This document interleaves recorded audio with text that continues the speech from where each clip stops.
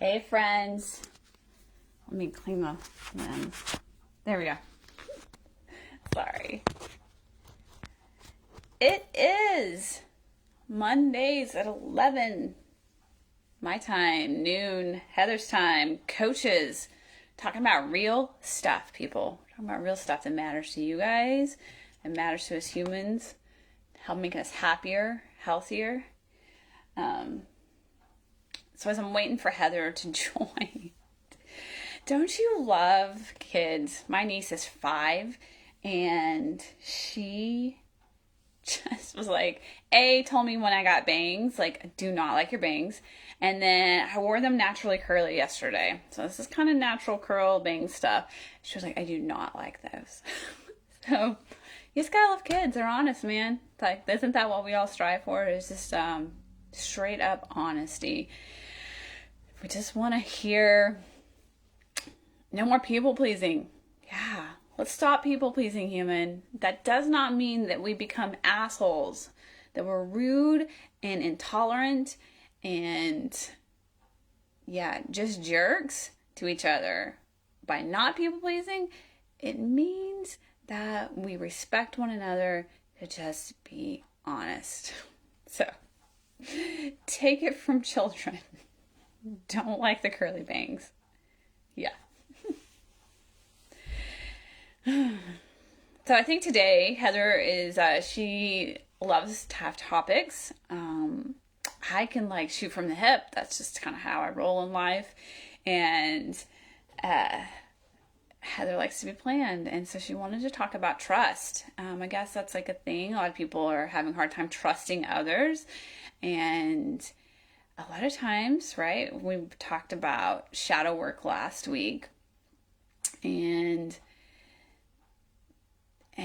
the projection thing, a lot of times when we can't trust others, it's because we're not trusting ourselves. What? Yeah. And how do we trust ourselves? I think is a lot of times the question that I get, how do I trust myself? Well, first you've got to ask yourself, do I trust myself? Right?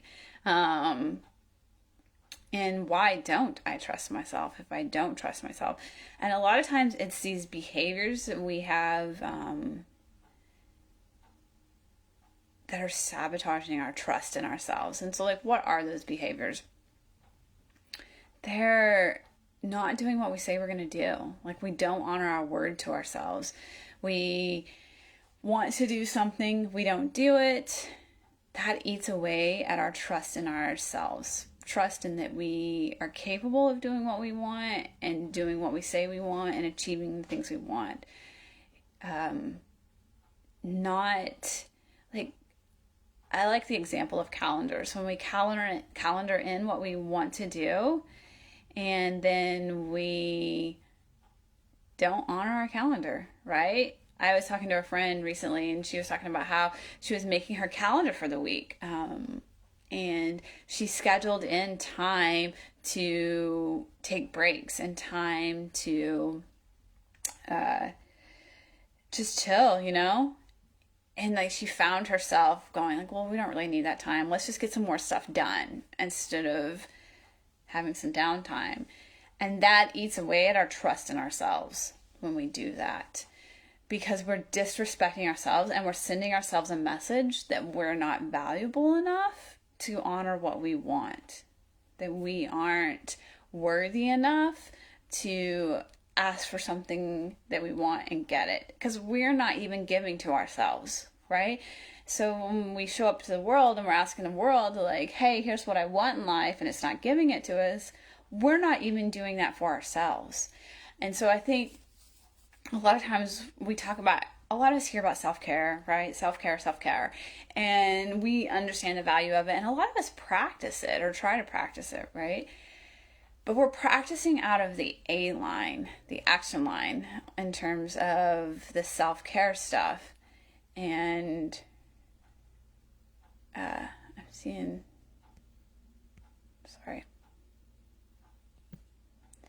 we're practicing out of the action line.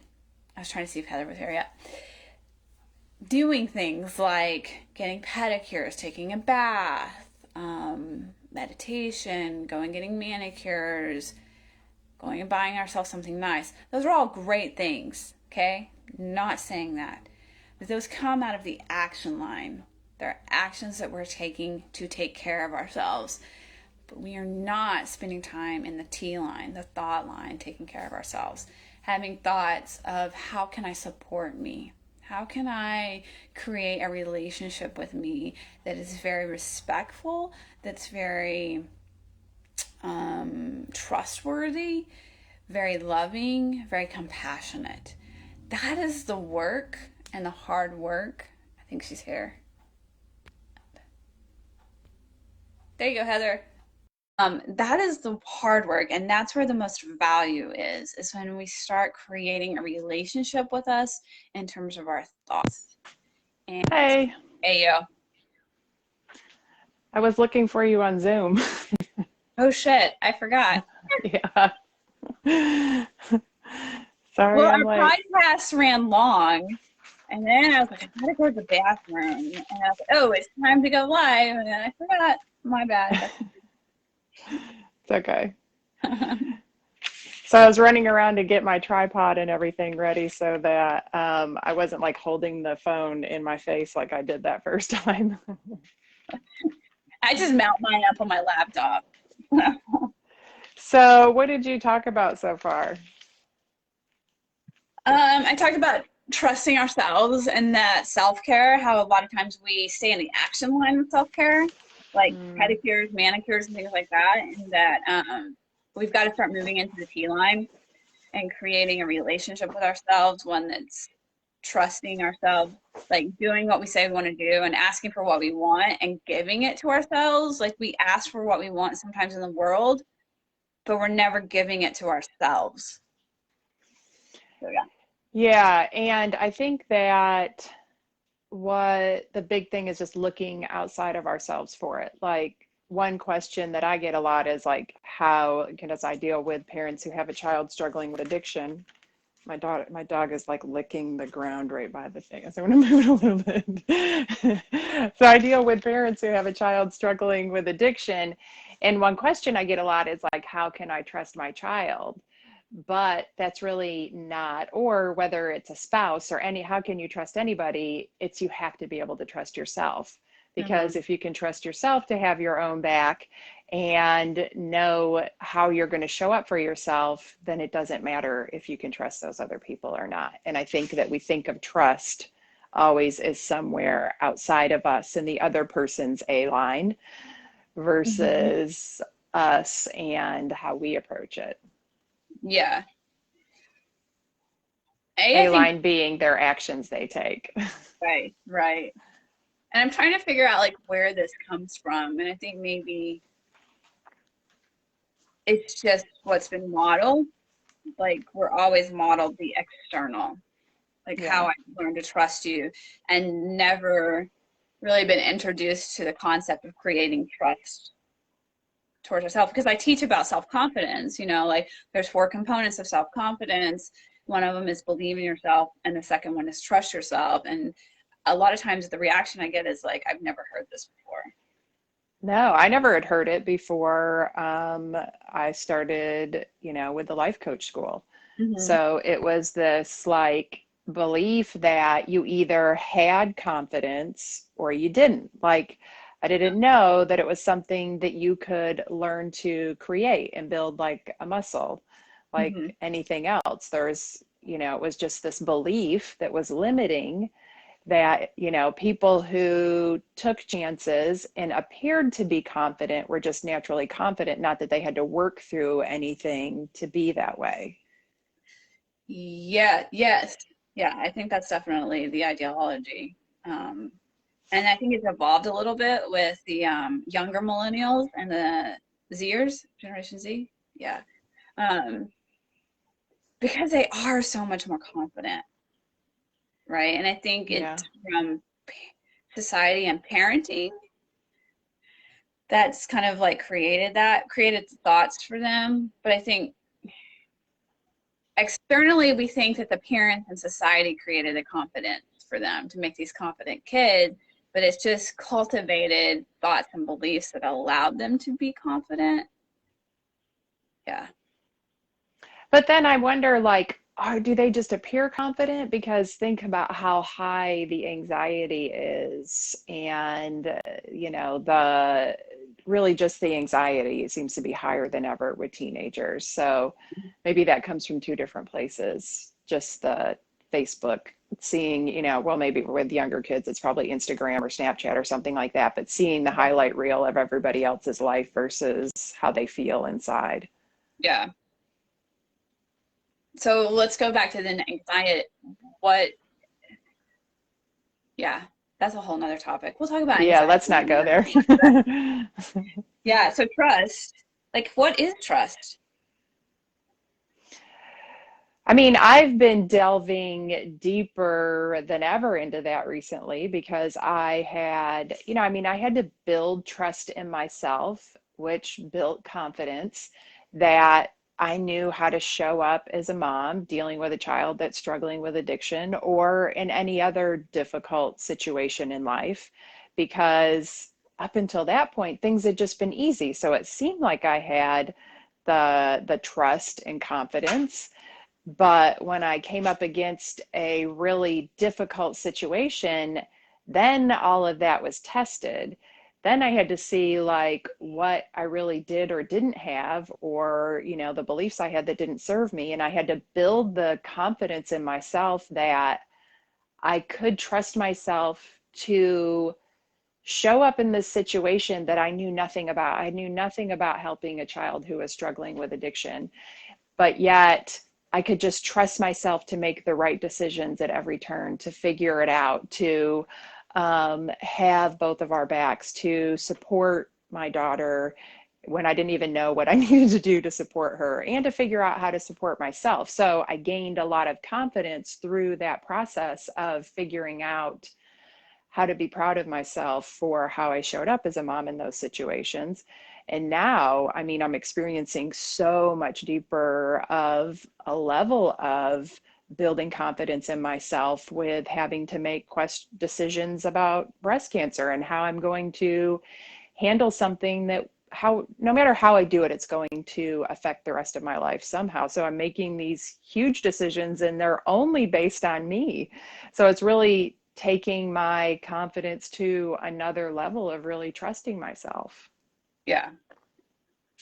I think for me, it showed up differently in terms of like,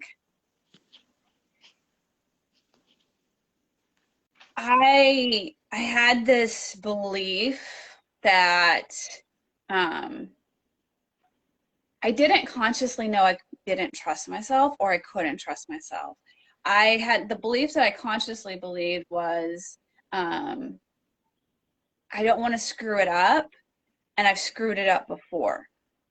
Mm. And I think those are just what lies behind it is I don't trust myself.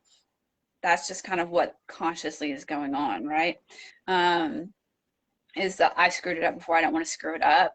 I think other people have the answer. I don't have the answer. They Yeah. do it right. I don't do it right.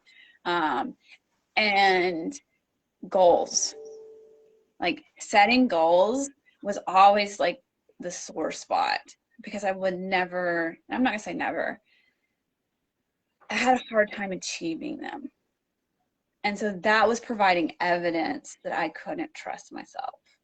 Kim can't do it. She's not capable of doing these things, right? And so when I got introduced to the concept of trusting myself and seeing how that belief that I didn't trust myself, that I wasn't conscious of, was creating evidence that I really couldn't. I wasn't honoring my schedule. I wasn't fulfilling these goals. I wasn't um, doing things maybe the way I wanted them to be done. And that was just constantly providing evidence like you can't trust yourself. You're not going to do it right. So I was, because that belief, I was fulfilling that. And I thought it was all external. Yeah. Like I'm not capable of whatever having a six pack. Only these special ponies are. And so when I started taking responsibility for me and like doing little things to build trust in me, like just like little things. Like I'm gonna read one page of this book today, and then I would do it, and I build on that momentum. I started seeing like, oh, all this stuff is not external. Like it's just a matter of me trusting me and trusting me that I will get it done and trusting me when I want something, I'll go get it, or when I say I'm going to do something for me, that I honor it. Um, so yeah. Yeah, as I was listening to you talk, I was having this realization. You probably see like the smoke coming out of my brain because I was thinking up until reaching that point with my daughter, like, I mean, I went to college, but other than that, I hadn't really set any high goals for myself in my life. I was failing ahead of time because I wasn't setting those goals. I wasn't trying. Like, I was doing things that were easy for me to do. And then, of course, when I run up against this thing that is not easy to do, and by the way, there's no way out of it. Like, you just cannot get away from addiction, especially when it's your child and you want to love them and show up for them. You can't get out of it. You've got to figure it out.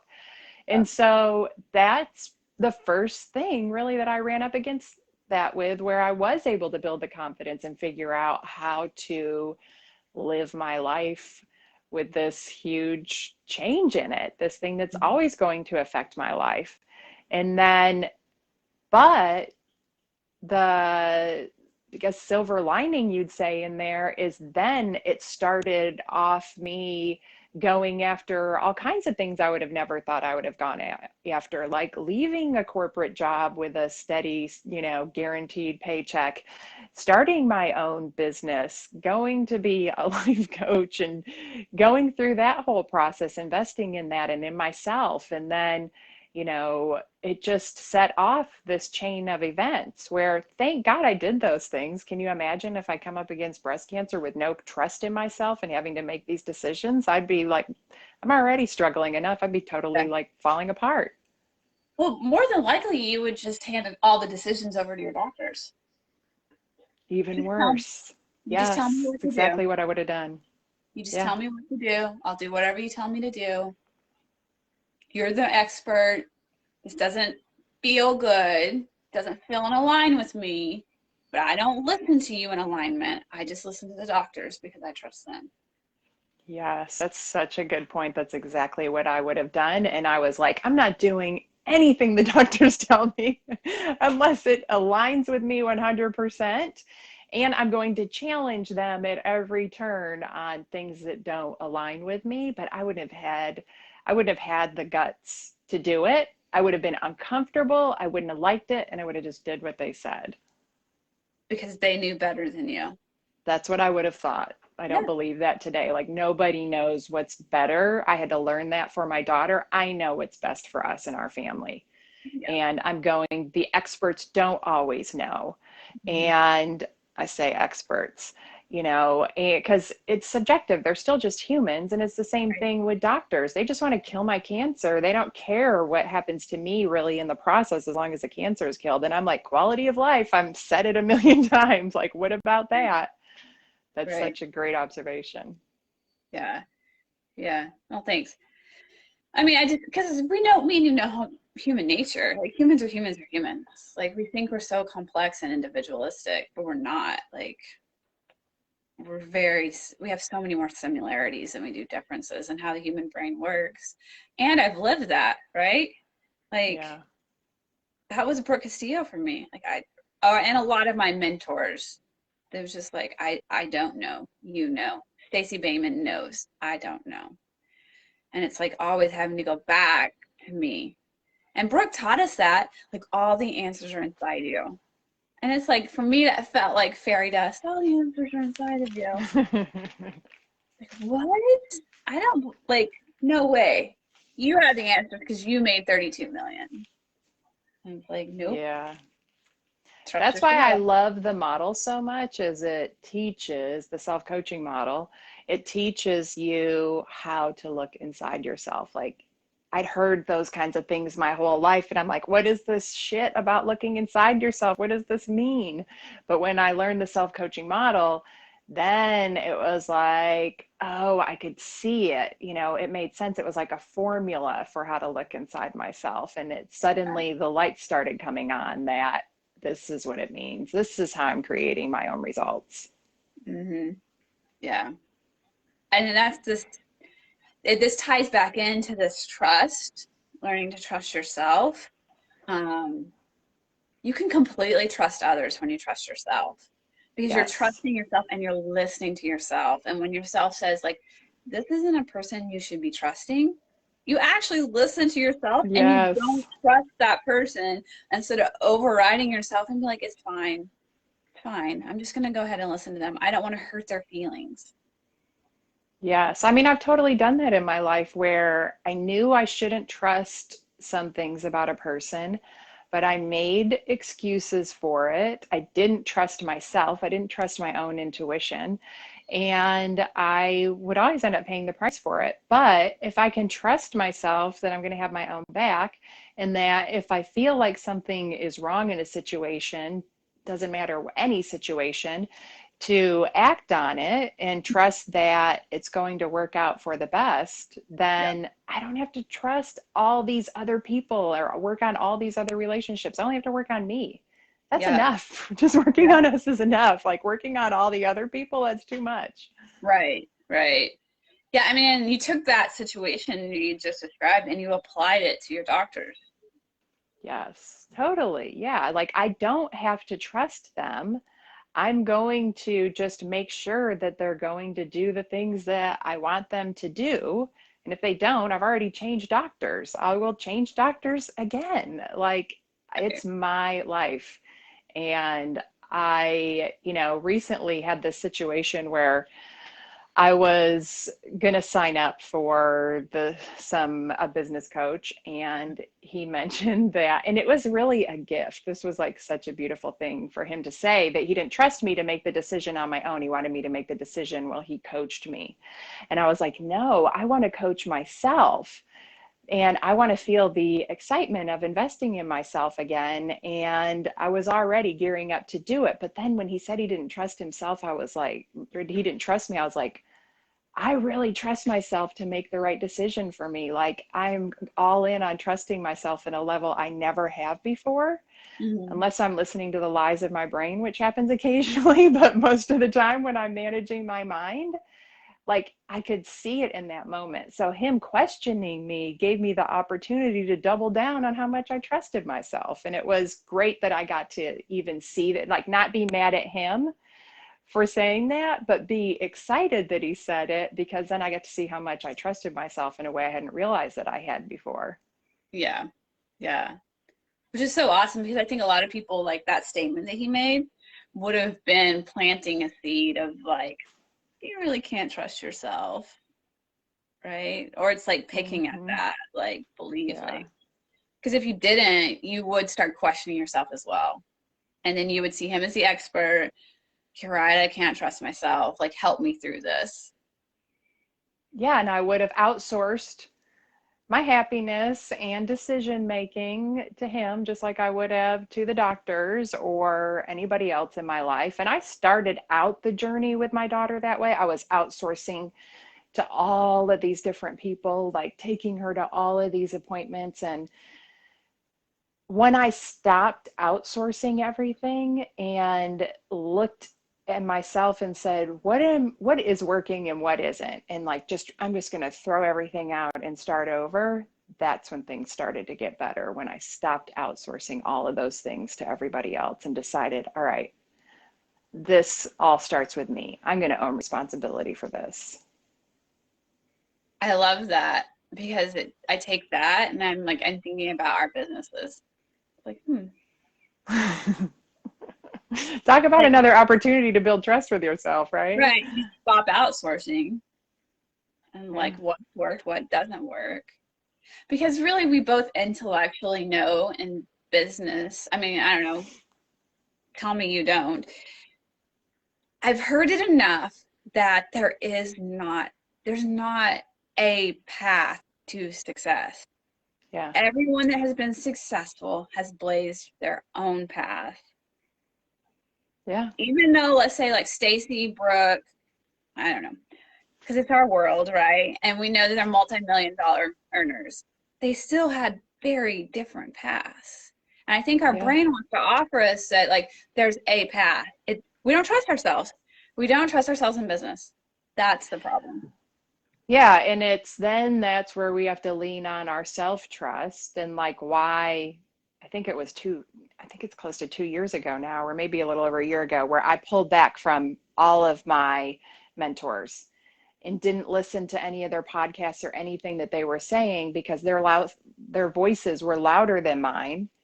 And what I was doing things their way wasn't working. And so that at least gave me some time to focus in on what seemed right to me. Mhm. And then I got some momentum that way, but then I almost just outsourced again because I was like, oh, I don't know what next step to take. Let me look outside of myself. And in that moment, it was this beautiful realization of like, no, you can do this. You just have to do, it's time to pivot. It's not Yeah, time to outsource. right. And it just, yeah, I mean, it's just another opportunity to build that. Like, if we have the trust in ourselves, then that's just like everything flows out from there. Yeah. Because then you have self-confidence. You believe in Yes. yourself, you trust yourself, you have your own back, and you're willing to feel all the emotions.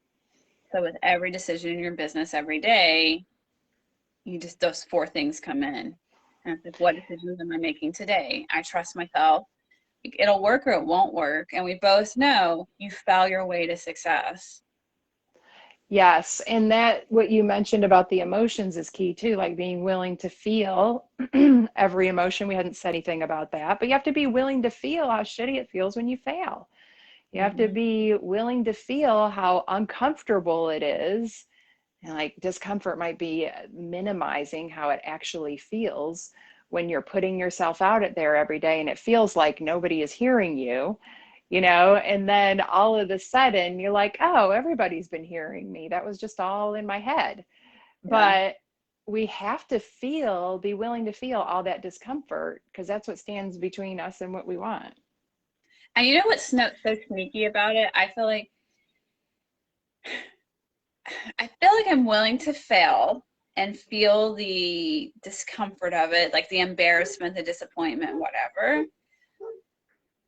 Like those almost feel better than the journey of entrepreneurship that's like this long, I'm not getting results, right? Like, am I describing it right? Like, it's this like time thing, this patient thing, right? Like building a business takes patience. You're investing value, and for a while of it, like you're not getting results back. You don't think anybody's listening, right? It's that Hmm. grind. I don't even call it grind. It's like paying your dues, sort of. Like it's just the waiting for the results. That is so much Right. more uncomfortable for me than like doing a live and fucking it up and like being embarrassed. Like I can feel that. It's just this long marathon of like, when's this gonna happen? Yeah. I was just going to say because there's an end to it, right? You can turn the Yeah. live off. When the relief is coming. But when it comes to that, you don't know when the relief is coming. But then if you did know, like if you had a crystal ball, Hmm. and you were in the process and somebody said on this date, all the magic is going to happen, then all you'd be doing is waiting for that date and then not in like learning all the things along the way. Yeah. But then my brain's like, but it would just be so much easier. I'm like, Of course it yeah, would. it'd be easier to believe. And I think that may be the journey. It's just it's basically building self-confidence, Yeah, you learning just to have to believe in believe you'll never yourself give up. and trust. Yes, I exactly. think everybody should become an entrepreneur at least once for a period. Like it's the largest exercise of self-confidence.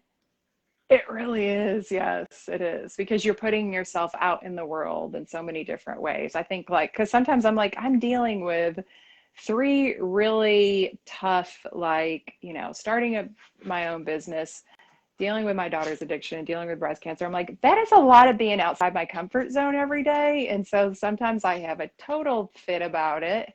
And, really am like, what am I doing to myself? Like, Right. but then I'm like, oh, because I'm putting the time in with my daughter because I love her and I want to be the best mom I can for her. And of course, with, breast cancer, I want to make the best decisions for myself. And with business, I love what I'm doing. Like, I love this. Somebody, said something to me about how, like, just getting through the workday. And I almost commented back in the same way. I'm like, I never feel like I just have to get through the workday. Like, I love No. what I'm doing. It's Mhm. amazing. So, but that's the price of the admission to the amazingness, is the discomfort of not knowing what's going to work. And honestly, like I lose perspective, right? Like it is uncomfortable, this like the beginning of a journey of entrepreneurship, right? Um, but I forget the soul crushing feeling of working 8 to 5 for someone else and like how Yes. terrible that felt. This really isn't that terrible. No, Not it's just compared the to that. terrible you were used to, right? Yeah. And the terrible that we're conditioned to believe is the best path for everybody. Like, at one time I used to tell my daughter, like, you need to go to college and get a degree and then get a job, where you can get promoted. But then at some point I was like, oh, sorry, I've been giving you the wrong information. You need to figure out what the world needs. Got a call, but you need to figure out.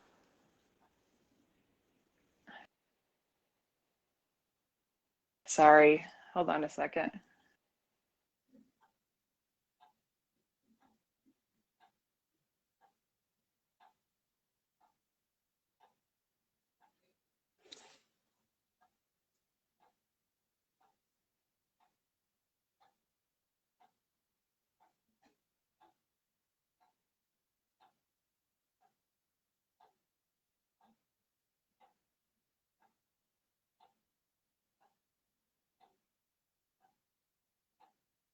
All right, Heather jumped off. Um, so she was talking about like, let's see. I see her. There you are. Here she comes. Um, okay. All right. Saying what the Sorry. world needs. You're okay. All right. You were telling. So a podcast started playing. I don't know. And that was all I could hear. So I could not think about anything but what they were saying on the podcast. And I don't even remember what I was talking about. You were talking about you shifted gears with your daughter instead of like going to college. You're like, you need to figure out what the world Oh, needs. yeah. Figure out what the world needs and create it, and love doing whatever that is. Like, work for yourself instead of telling her, like, oh, there's only this one road to happiness. Mm-hmm. Yeah.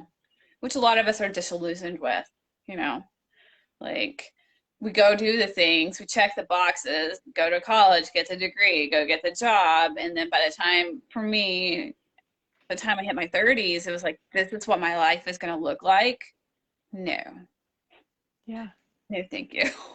Because they don't say, like, because that's how it was for me all through, high school, is get good grades so you can go to college, and then go get good grades in college so you can get a good job. And then you get married and you buy a house and you have kids. But then what? Nobody ever talks about that. I just talked about that in my podcast last week. Like, you have to have dreams beyond that, or that's when you get lost in being married and your kids and your job, and you lose, like, sight of dreaming for things just for yourself.